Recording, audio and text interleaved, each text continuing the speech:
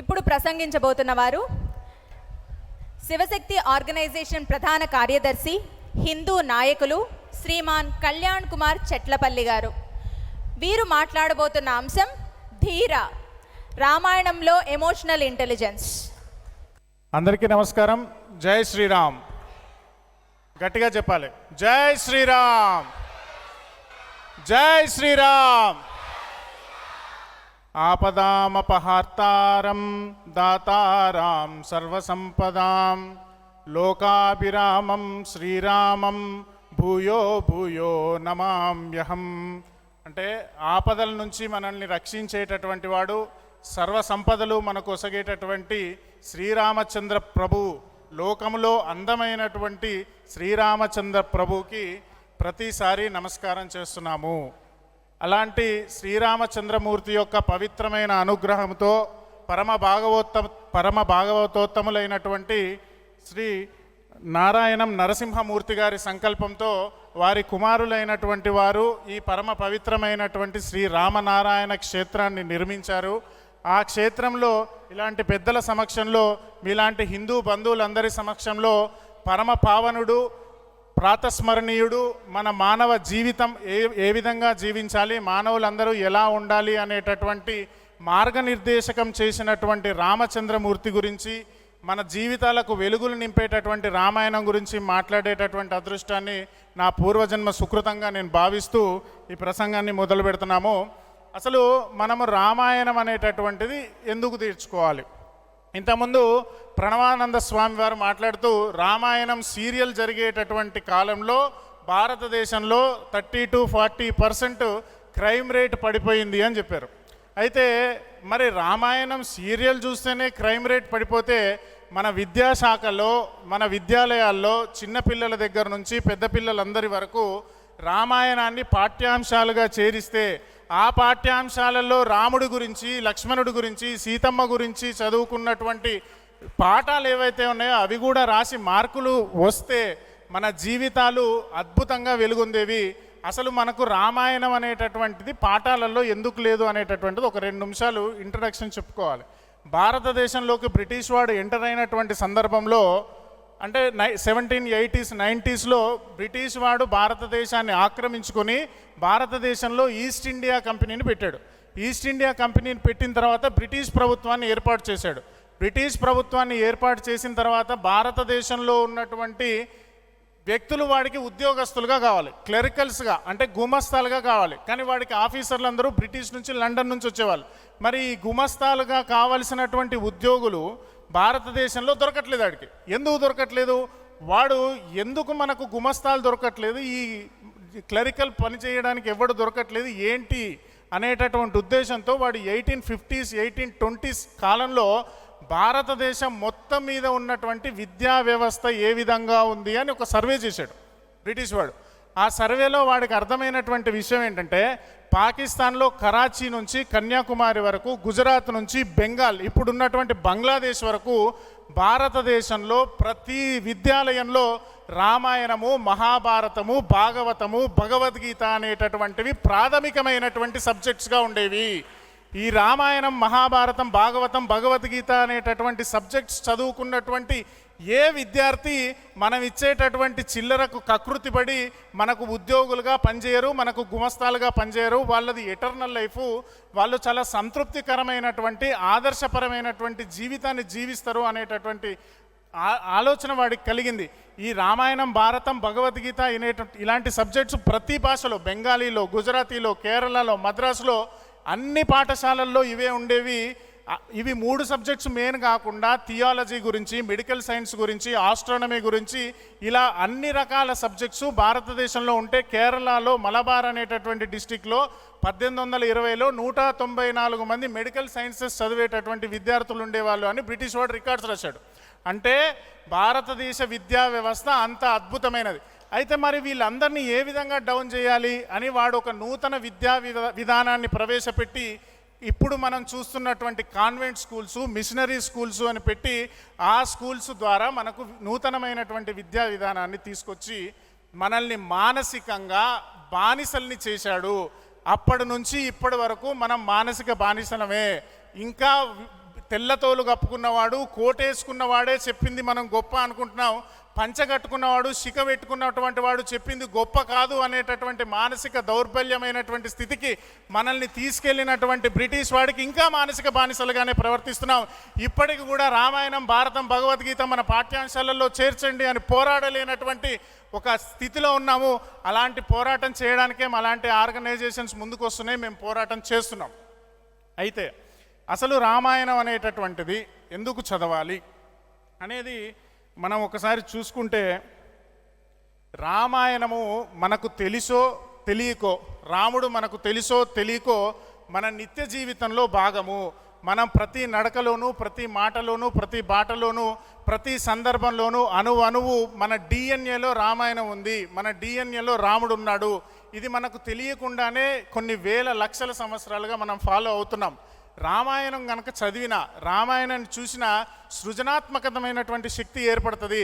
అంటే ఆలోచించే విధానం పెరుగుతుంది. ఒక పిక్చరైజేషన్ చూసుకోవాల్సినటువంటి, ఇప్పుడు రామాయణంలో రాముడు రావణుడు యుద్ధం చేస్తుంటే ఒక పిక్చరైజేషన్ కనబడుతుంది, రావణుడు గురించి సుందరాకాండలో వర్ణిస్తుంటే ఒక పిక్చరైజేషన్ కనబడుతుంది. అంటే ప్రతి క్రియేటివ్ హెడ్ కానీ క్రియేటివ్ డిపార్ట్మెంట్లో ఉన్నటువంటి వాళ్ళు కనుక రామాయణం చదివితే వాళ్ళ యొక్క సృజనాత్మకమైనటువంటి శక్తి పెరుగుతుంది. అంతేకాకుండా రాముడు ప్రతి ఒక్కడికి ఆదర్శం.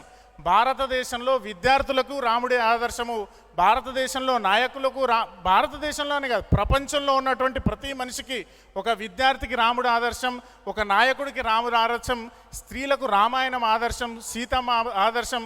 ఇట్లా చూసుకుంటే రామాయణంలో బాలకాండలో చెప్తారు, విద్యార్థి అనేటటువంటి వాడు ఏ విధంగా ఉండాలి అంటే, విశ్వామిత్రుడితోని రాక్షస సంహారం కోసం రామలక్ష్మణులు ఇద్దరు బయలుదేరుతూ ఉంటారు. బయలుదేరుతూ ఉంటే గురువు గారు వెనక నడుస్తూనే ఉంటారు కొన్ని వందల కిలోమీటర్లు.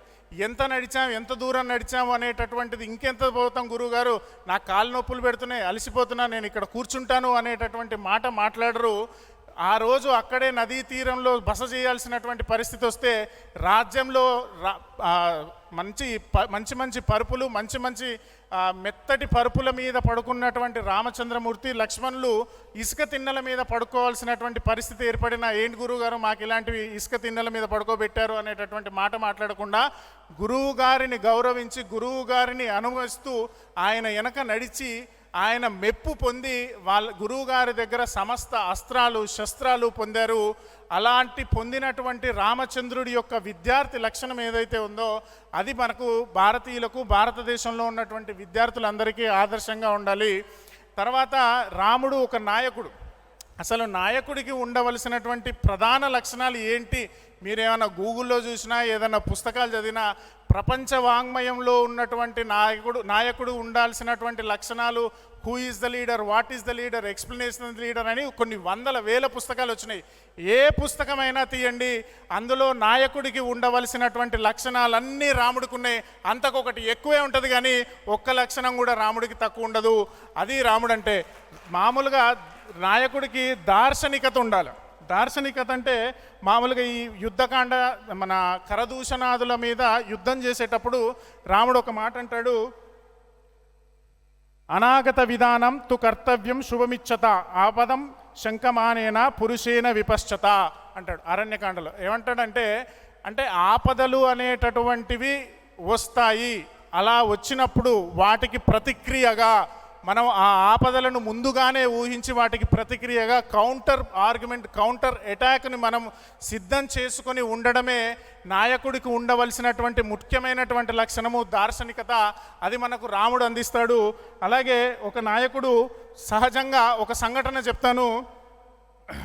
ఈ కిష్కింద కాండ తర్వాత సీతామాత అన్వేషణ జరగాలి. సీతామాత అన్వేషణ జరగాల్సిన సందర్భంలో సుగ్రీవుడు ప్రపంచంలో ఉన్నటువంటి వానర సైన్యం మొత్తాన్ని తీసుకొచ్చి రాముడి దగ్గర కూర్చోబెడతాడు. కూర్చోబెట్టి, ఇగో వీళ్ళు వీరులు శూరులు, ఒక్కొక్కరికి 100 ఏనుగుల బలాలు ఉన్నాయి, 1000 ఏనుగుల బలాలు ఉన్నాయి. ఒకడు 100 మందిని చంపగల వీరుడు, ఒకడు 1000 మందిని చంపగల వీరుడు, ఒకడు కొండలెత్తగలడు, ఒకడు రాళ్ళెత్తగలడు, ఒకడు చెట్లను పీకి కొట్టగలడు. ఈ ప్రపంచ భూమండలం మొత్తం మీద ఉన్నటువంటి యోధులైనటువంటి వానర సైన్యం మొత్తం నీ దగ్గరే ఉంది, నీ కాళ్ళ దగ్గర పెడుతున్నాను రామా, నువ్వు వీళ్ళకు ఆజ్ఞాపించు, నువ్వు ఏం చెప్తే అది చేయడానికి వీళ్ళు సిద్ధంగా ఉన్నారు అని సుగ్రీవుడు చెప్పినప్పుడు రాముడు ఏమంటాడంటే, సాధారణంగా వేరేటోళ్ళు అట్లా చెప్తే, అబ్బా మొత్తం మన బ్యాచ్ వీళ్ళంతా వీళ్ళందరితో ఏమన్నా చేపించుకోవచ్చు అనేటటువంటి ఒక రకమైన అహంకారము, ఒక రకమైన నా అంతటోడు లేడనేటటువంటి ఫీలింగ్ వస్తుంది. కానీ రాముడు తన శక్తి సామర్థ్యాలు తనకు తెలుసు, ఎదుటి వాళ్ళు తన టీంలో తనతో కలిసి పనిచేసేటటువంటి శక్తి సామర్థ్యాలు కూడా ఎదుటి వాళ్ళకు తెలుసు, రాముడికి తెలుసు. కాబట్టి రాముడు సుగ్రీవుడితో ఏమంటాడంటే, సీతామాత అన్వేషణ అనేటటువంటిది నా వలన కానీ నా తమ్ముడైనటువంటి లక్ష్మణుడి వలన కానీ వీలు కానటువంటి అంశము. ఈ విషయంలో సర్వసమర్థుడవు నీవే సీతమ్మ వారి యొక్క అన్వేషణ చేయి, దానికి నీవే ఆలోచించు, ఏ విధమైనటువంటి ఉపాయం చేస్తే, ఏ విధంగా ఈ వానర సైన్యాన్ని ఉపయోగిస్తే సీతామాత ఆచూకీ మనకు లభిస్తుందో అలా నువ్వు ఈ వానర సైన్యం మొత్తాన్ని ఆదేశించు, ఆజ్ఞాపించు అని రాముడు తనని తాను తగ్గించుకుని తనకు వచ్చినటువంటి ఈ గొప్పటైనటువంటి విషయాన్ని కూడా తన టీంలో తన పక్కన ఉన్నటువంటి వ్యక్తి మీద నమ్మకంతో తను చెప్పినటువంటి తీరు ఒక నాయకుడికి ఉండాల్సినటువంటి లక్షణం. ఇలా అహంకారం లేకుండా తర్వాత అందరితో చెప్తాడు. నాయకుడికి ఉండవలసినటువంటి మెయిన్ లక్షణం ఏంటంటే టీమ్ స్పిరిట్. టీంలో ఉన్నటువంటి వాళ్ళందరినీ పోగేసుకొని వాళ్ళతో చర్చించి ఏది మంచి ఏది చెడు అనేటటువంటి విషయాలు చర్చిస్తాడు.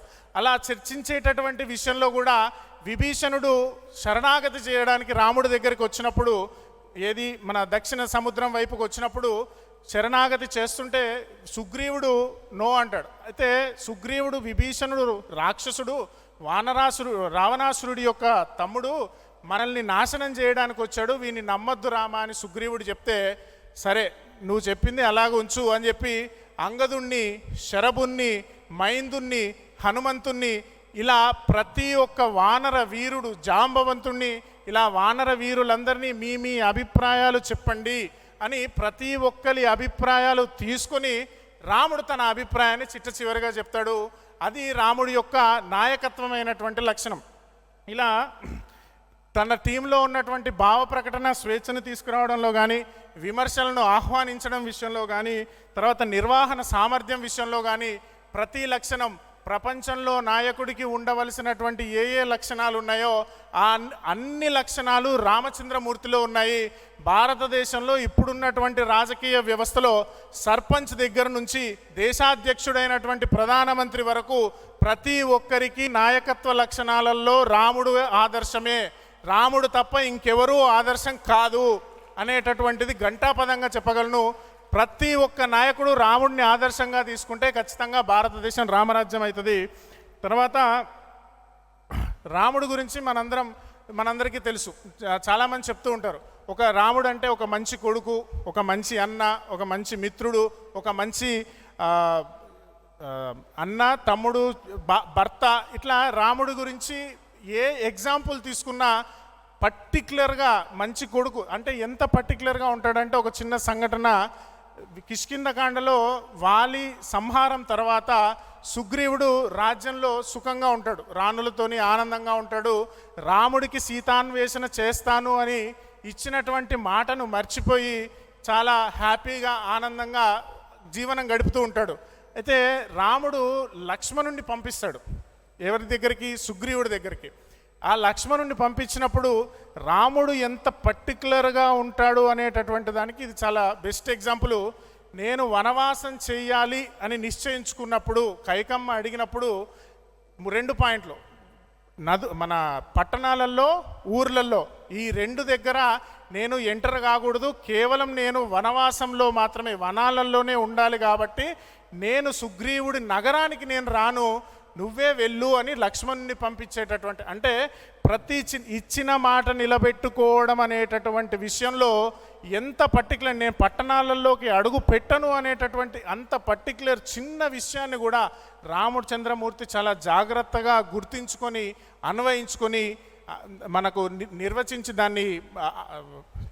దాన్ని పాటించాడు అనేటటువంటిది చాలా గొప్ప విషయము. అయితే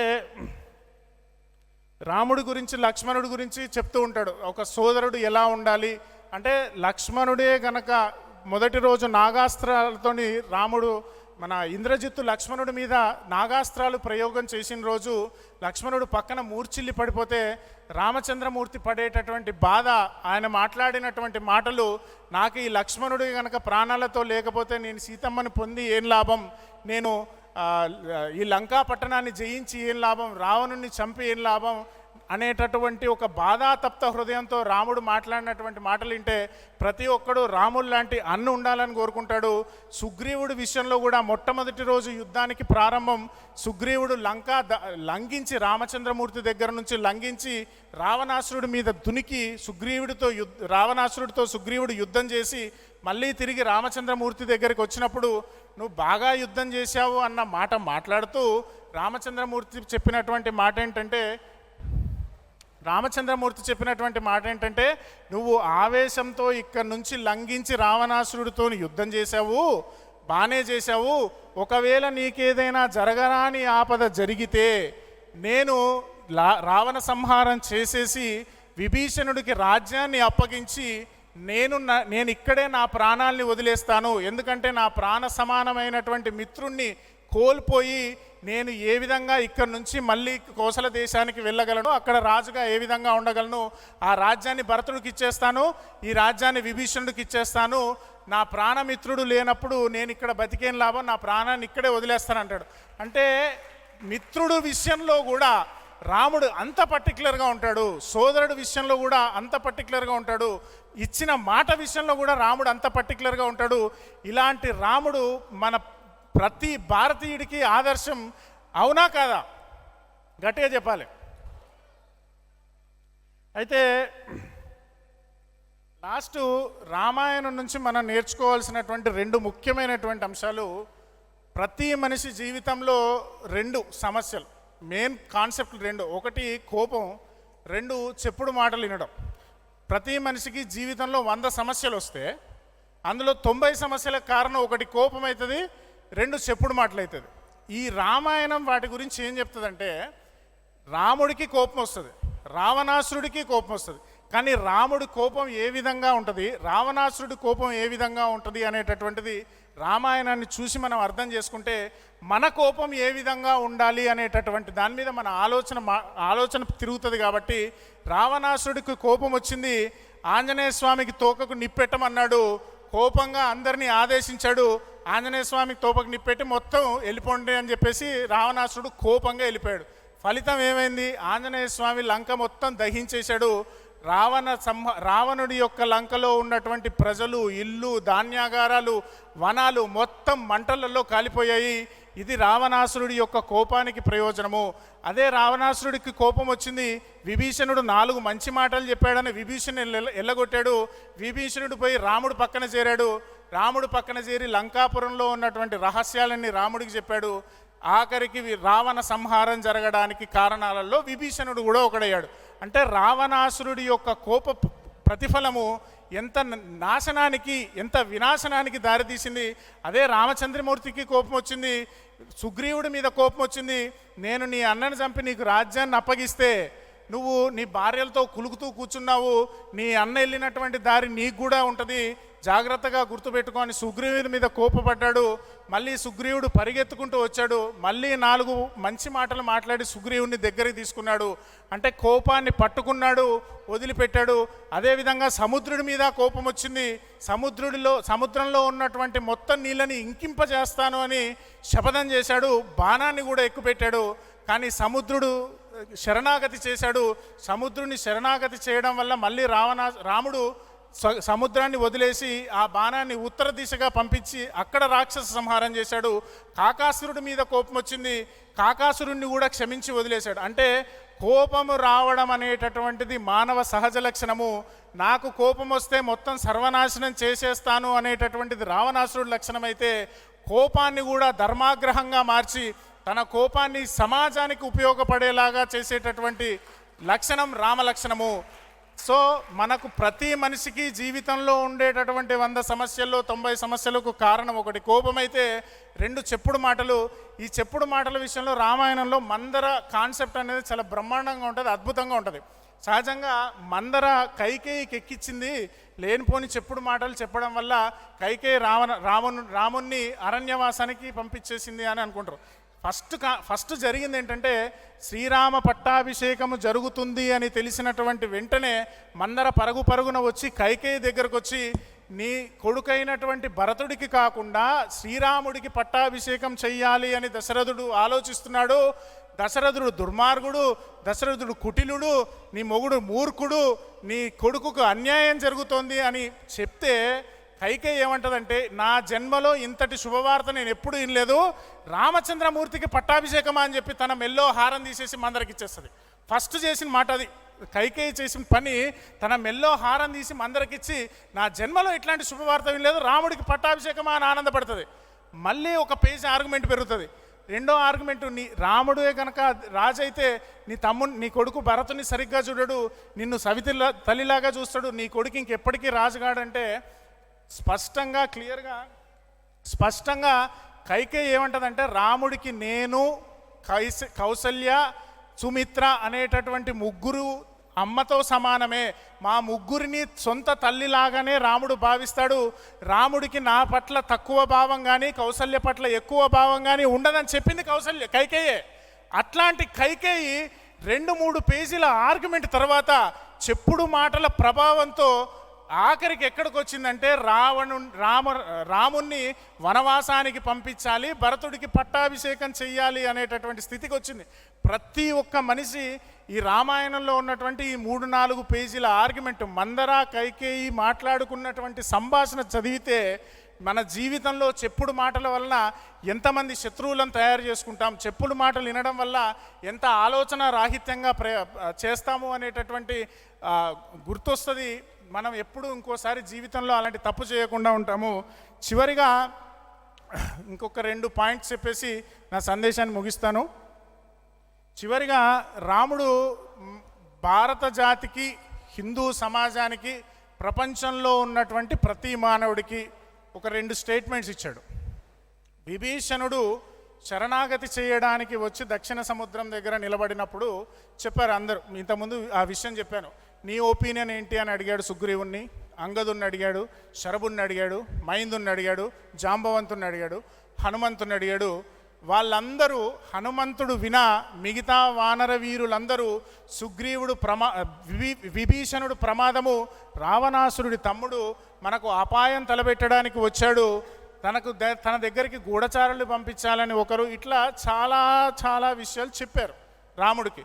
రామచంద్రమూర్తి ప్రతి ఒక్కరి మాట ప్రశాంత వదనంతో, ప్రశాంత చిత్తంతో, ఏ విధమైనటువంటి చిరాకు లేకుండా విన్నాడు అని ఉంటుంది రామాయణంలో. సో అంత మృదు స్వభావి రాముడు. విన్న తర్వాత రాముడు ఒక స్టేట్మెంట్ ఇస్తాడు,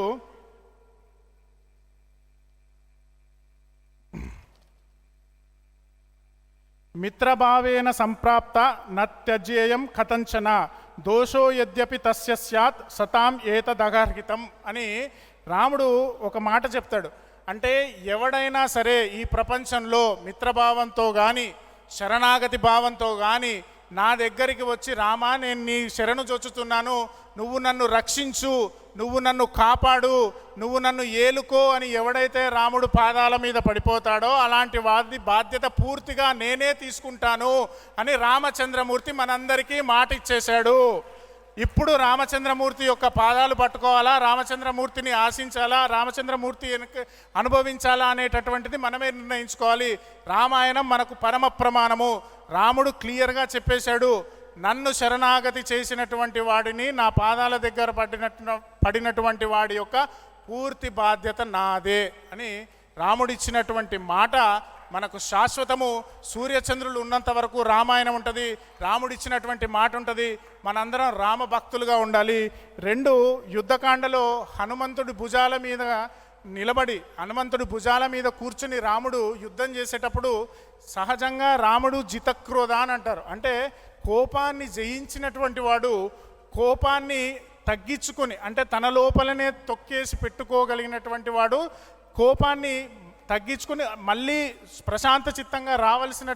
ప్రశాంత చిత్తంగా ఉండగలిగినటువంటి శక్తి సామర్థ్యాలు కలిగినటువంటి వాడు రాముడు.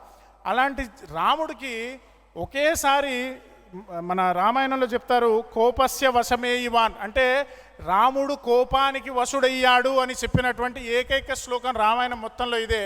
ఎందుకు కోపానికి వశుడయ్యాడు అంటే, తన భక్తుడైనటువంటి హనుమంతుడి మీద విచ్చలవిడిగా బాణప్రయోగం చేసి తన భక్తుడిని గాయపరిచి తన భక్తుడి ఒంట్లో నుంచి రక్తం దారలు కారేలాగా చేసినటువంటి రావణాసురుణ్ణి చూసినప్పుడు రాముడు కోపానికి వశుడయ్యాడు. జితక్రోధ అని కోపాన్ని జయించినటువంటి రామచంద్రమూర్తి బిరుదాంకితుడు కోపానికి వశమైనటువంటి సందర్భం కేవలం తన భక్తుల జోలికి వచ్చినటువంటి వాణ్ణి, తన భక్తులని ఏమైనా అన్నటువంటి వాణ్ణి, తన భక్తుల్ని ఇబ్బంది పెట్టినటువంటి వాడి విషయంలో మాత్రం రాముడు కోపానికి వశనవుతాడు. రావణుణ్ణి ఏ విధంగా అయితే సర్వనాశనం చేశాడో ఆ విధంగానే రామ భక్తులను ఇబ్బంది పెట్టినటువంటి వాళ్ళను సర్వనాశనం చేస్తాడు అని రామాయణం మనకు పరమ ప్రమాణంగా మాటిచ్చింది. రాముడు మనకు మాటిచ్చాడు. రాముడు ఇచ్చినటువంటి మాటలు స్పష్టంగా చాలా విషయాలలో ఉన్న. ఇందులో నాకు నచ్చినటువంటివి రెండు. శరణాగతి చేసి రాముడి పాదాలు పట్టుకున్నటువంటి వాడి యొక్క అన్ని బాధ్యతలను రాముడే చూసుకుంటాడు. అలాగే రాముడి భక్తుడు జోలికి వచ్చినటువంటి వాడిని రావణుణ్ణి చీల్చి చెండాడినట్టుగా రాముడు చీల్చి చెండాడతాడు. ఇది రామాయణం చెప్పినటువంటిది. రాముడు ఇచ్చినటువంటి మాట. రాముడు మాటిస్తే తప్పడు. ఖచ్చితంగా మనం కూడా రాముణ్ణి ఆదర్శంగా తీసుకుందాం, రాముడి పాదాలు పట్టుకుందాం. ఇలాంటి పవిత్రమైనటువంటి క్షేత్రంలో నాకు ఈ అవకాశాన్ని కల్పించినటువంటి పెద్దలందరికీ పేరు పేరున వందనాలు తెలియజేస్తూ, జై శ్రీరామ్, భారత్ మాతాకే. హిస్ హోలీనెస్ నిష్కించన ప్రభు అక్షయ్ పాత్ర వైజాగ్ వారికి స్వాగతం పలుకుతున్నాము. వారి రాకతో ఈ సభ కొత్త వెలుగును సంతరించుకుంది. వారి చేతుల మీదుగా అద్భుతంగా ప్రసంగించిన కళ్యాణ్ కుమార్ గారికి సత్కారం చేయవలసిందిగా కోరుతున్నాము. వేదికను అలంకరించిన పెద్దలందరినీ కూడా జాయిన్ అవ్వాల్సిందిగా కోరుతున్నాము. జై శ్రీరామ్.